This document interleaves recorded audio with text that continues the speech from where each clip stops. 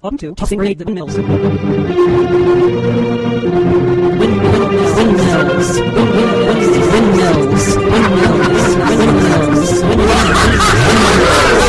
Windmills. Hi, my name is Matt Franklin. Tom's mic has died a horrible death, and he's asked me to take over for him for the podcast for a little while. We were introduced through our mutual friend, Andrew. Thanks, Andrew. All right, on to the podcast. Gatekeeper. Everyone in the queue complained silently as Hastur led the unicorn through the line. They didn't complain too loudly, because they didn't want to upset him. Feigned politeness and respect were a perk of the job, and the job didn't have many perks. Most of the others at the Interdimensional Immigration and Naturalization Service, or IINS, really enjoyed their job. They hadn't become disenchanted with magic like Hastur had. Hastur didn't hate the people who crammed their way through the gate as individuals. He just hated magic. Here was something interesting. Someone was going to complain, after all. This time it was a short old woman with a gnarled cane. Hastur's glasses could read her aura a mile away. She was a troublemaker with power. Nothing he couldn't handle. Gates were built like fortresses. "Why are you letting that unicorn cut ahead of everyone else in line?"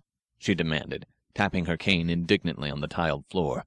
Hastur pointed to the large sign on the wall that said, "All unicorns admitted as United States citizens without review due to the Mary Virginia Act of 2022. It was utterly amazing what the tears of the Senate Majority Leader could do to ensure that all the good unicorns of the cosmos got a good home in the United States of America. He swore he thought he saw it grin and wink at him as it went through the line. He made it a point not to give it the satisfaction of looking one way or the other, so he wasn't entirely sure.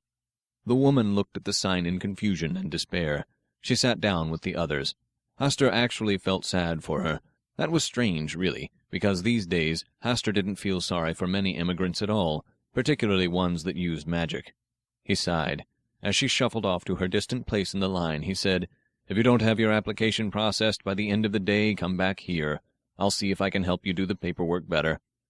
Most immigrants, of the extra-dimensional variety anyway, had very little idea how to navigate the federal bureaucracy. That was fair. Neither did most of the citizens it protected.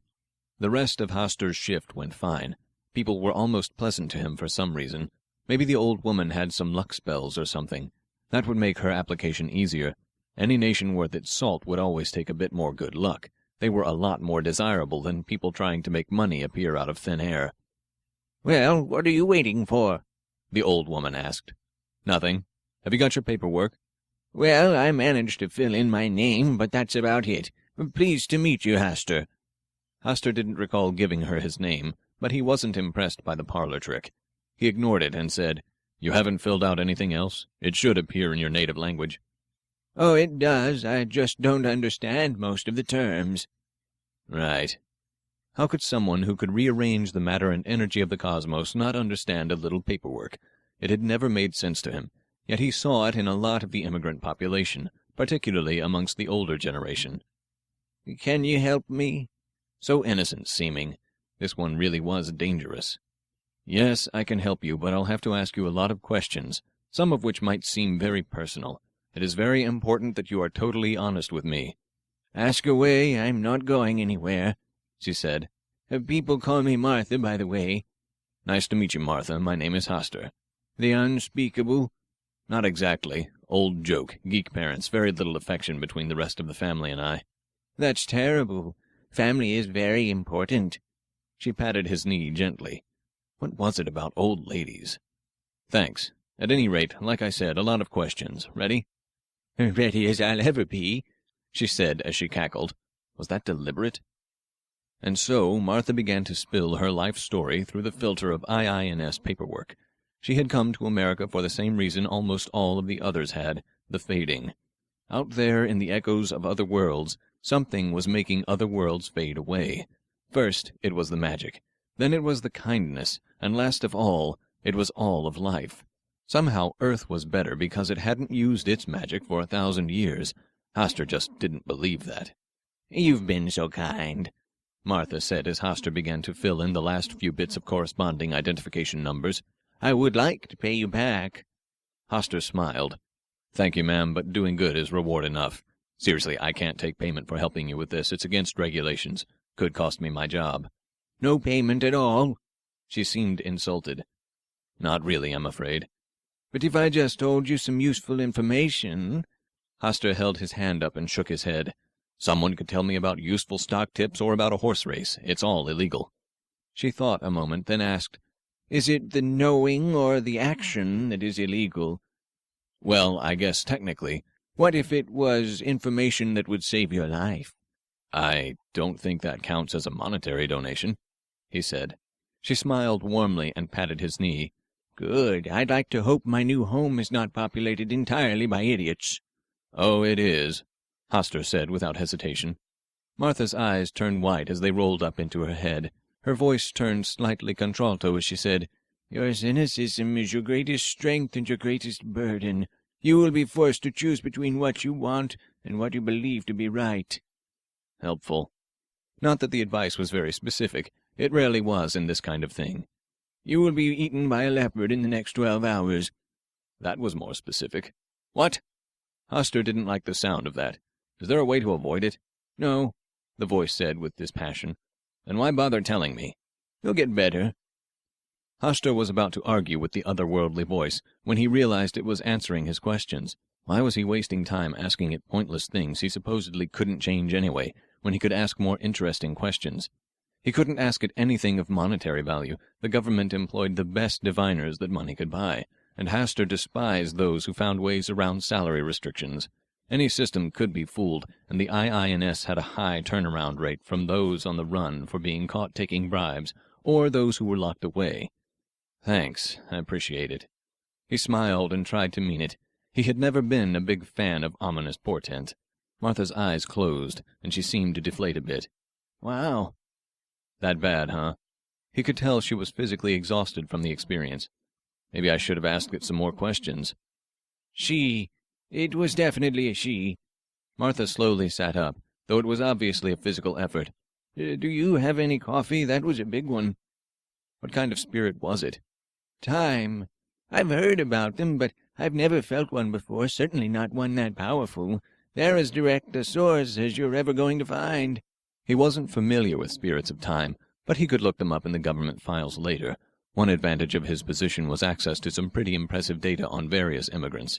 He kind of had to have it to be able to know what not to let into the country. They'd tried the dumbed-down version 3 years before with utterly disastrous results. He picked up his coat and asked Martha, "So, are we done here?" Martha chuckled. "I am if you are. Why, did you have something else in mind?" Her eyebrows went up. Martha chuckled. "I am if you are. Why, did you have something else in mind?" Her eyebrows went up. Hastur sputtered for a moment uncomfortably and then said, "No." She pinched his cheek and left the room. The ride home was uneventful. A few pixies smashed into his windshield, but they did that every day. These days, most immigrants didn't like the IINS. Hastur couldn't blame them on a certain level, but then again, were the natives really that wrong to want to control their retreat? His apartment was on the 3rd floor of the 9th ugliest building in Washington, D.C. All the trade papers agreed that it was a horrible place to live, and since they thought that, everyone thought that, which was just fine with Hastur because that made it cheap. Very cheap. The packs of drunken brownies, morphing magic reclamation zones, and raw sewage that was telemagically piped in from South American and African countries bent on revenge for most of the 20th century didn't hurt the price either. Warding spirits and turpentine kept most of the insects and disease under control, but they refused to do anything about the smell. That was just as well. Hastur had lost the ability to smell when he was 8. Chester the orc was leaning against a lamp pole near where Hastur parked his car. "Evening, Hastur." "Evening, Chester. How are things?" Hastur closed the door and went around to the trunk of the car and took out his briefcase. "Great. Looking up. Always looking up. We've got big things planned. You could be a part of those big things." Chester rubbed his clawed hands together. "Thanks, but no thanks, Chester. I'm pretty sure it's a bad idea." Hastur had tried going in on one of Chester's schemes once, and ended up inside of a duffel bag being shipped out to China. If the Coast Guard hadn't found the boat, he would have been looking at life much differently. Chester groaned. "That was one time that things went badly. You're not going to let that go?" "No, Chester, I'm not." Chester shrugged and then kicked the pavement. Fine, suit yourself. Be noble and poor for the rest of your life. Noble, not poor. I've got a 401k. Right. Hey, it's a government 401k. It's as good as gold in the bank. Right. Hastur ignored him and stomped up the stairs to his empty apartment. Everything was orderly, clean, and tidy. This wasn't because Hastur was a neat freak. Heaven knows his desk was a mess. But he simply didn't move anything or use anything enough to make it a mess in the first place. It was laziness combined with an absolute need for order. Order existed in spades back at the office. It was a government office, and it was the IINS to boot. Here, not so much. So he did what he could as he could, which in this case would be almost nothing. He lived alone, he didn't date, he had no friends outside of the office. It was a pretty miserable life, but it was his. Hastur wanted to make himself believe that it was for the greater good, but that wasn't true either. There were things he liked about his job, to be sure. He liked being able to help the people who really needed asylum. They were out there. Of course they were out there. The omnipresence was out there, so they wanted to get as far away from it as they could. That would be Earth. And since all of them suddenly found Earth an attractive place to be, the United States wanted to keep them out, except in very measured doses, of course. He picked up the phone and ordered a pizza. He kept it small. He didn't exercise much, but in the odd event he actually met a female he wanted to impress. He didn't want to be a blob. He'd learned that in college. Fat guys don't get dates. At least, fat guys who aren't rich.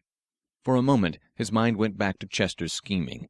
He kept reminding himself that the government had the best diviner's money could buy. If it wasn't legal, it wasn't wise to put it into his bank account. That night, Hastur had many nightmares, but the one that stuck out the most in his mind was the one in which he kept being devoured and regurgitated by the leopard. He knew he was dreaming, but that didn't stop the feeling of corrosive saliva and slime covering every inch of his skin. After the 5th time this happened, he had had enough. He stood after the leopard spewed him out and demanded, "What do you want? Why do you keep doing this?" The leopard looked puzzled and asked, "Why?" Hastur jumped up and down, shouting, "That's what I want to know," until he woke up. Dawn had come. Even though he had slept, he did not feel rested. Today was not going to be a good day. He managed to zombie his way through the morning, processing those in line, pushing those who had complications too weird for him to handle farther up the food chain, or sending those who had improper paperwork to the back of the line. He tried to catch a nap on his break, but all he could do was look at the ceiling. He waited until lunch and then approached Cinderella. Everyone called her that, even though her name was Yasmin. She wasn't actually an immigrant. Thus far, no immigrants had been hired by the IINS. Theoretically, any citizen could apply, but it was common wisdom that the various elements that ran the U.S. intelligence community weren't going to take a chance with a mole. Yasmin had earned the nickname because of her fixation with shoes. Right now, she was wearing glass boots embossed with some kind of sparkling pixie dust. They actually glowed. "What's up, Has?" She asked him with an eye at his chocolate milk. She wasn't really a friend, but she tolerated his questions in exchange for the occasional food item. "I've got a problem," he said, and then took a bite of his hot dog. "What kind of problem?" She took the chocolate milk from Hastur's ashtray without batting an eyelash. Payment was now delivered. "I've had an augury done, and it doesn't sound good." He continued eating the hot dog, making sure he didn't talk with his mouth full. "Details?" She looked ponderously at the ceiling as she put a straw into the milk. "I'm supposed to find true love and be eaten by a leopard. There was also some stuff about greatest strength and weakness and all that, but I don't remember that exactly. Why didn't you write it down?" She began to sip the milk. "There wasn't time. Or you were too lazy." Yasmin knew him very well. "Well, don't go looking at me. You're not my type." Hastur coughed up his hot dog onto the plate and said, No, I didn't think I was." Yasmin looked indignant. "You say that like it's a good thing." You should be sad you aren't my type, pencil pusher. You don't know what you're missing. Anyway, advice for the milk. Don't try to avoid it." "The augury?" Hastur asked, eyeing the rest of his hot dog. "Yep. Everyone I know says that is the worst thing you can do. You have to face it head on."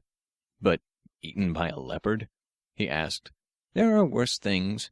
Yasmin stood up. Hastur could tell she was still upset at him. "Like what?" "Like not being my type." She smiled, winked, and left the cafeteria. The afternoon was worse than the morning. He was wide awake now, and the hairs on the back of his neck were starting to stand on end. Hastur understood why people wanted to avoid auguries in the first place. If he couldn't avoid it, what was he supposed to do? He considered buying a really sharp knife or something. What if the leopard ate him whole? Maybe he could cut his way out of it. Are you okay? The fish hovering 3 feet up in the air asked, bringing Hastur back to the present. Fine. Hastur tried not to let the annoyance in his voice show. He failed. The fish looked hurt. I was just asking. I'm fine. Reason for your visa request? The fish said, I'm requesting asylum. So was everyone else in the line. Everyone was requesting asylum these days. Hastur tried not to let it bother him. Maybe one of the immigrants would be a tourist or be seeking a temporary work permit one day. Other branches of the IINS still got those. Have you filled out Form 521? No, I don't have hands. The fish looked upset now. There was a note of panic in its voice. You'll need a designated agent then. Please report to the Advocate Department. They're out the hall and 3 doors on the left. You'll also need to fill out Form 22J. Hastur stamped his log. Next. The fish looked panicked. But I don't have hands. Let them know that. They'll be able to help you. Can't you do it? Can't you do it? The fish asked. I could grant you a wish.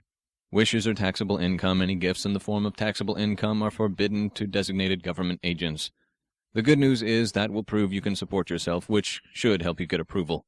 The fish looked somewhat mollified. Really? Yes, really. Now, move on, please. You're slowing up the line. The fish left. The goblin, the gnome, the boa constrictor, and the little tin teapot were all even more annoying. He checked the disposable curse detector, but it was a solid green. Whatever bad luck he was having today was the plain old ordinary non-magic kind, if you could call that ordinary. Hastur had seen enough things before the immigrants to know that some humans were just amazingly lucky. And to end the day there was another unicorn. It just waltzed on through, and everybody let it, of course. This has been the Tossing Grenades at Windmills podcast. I'm Thomas Ricks. Music by Melanie Ricks. Voices by Skip Huffman and Josie Bergen-Lawson. Copyright 2012, Red Anvil Amalgamated. To fight the forces of evil!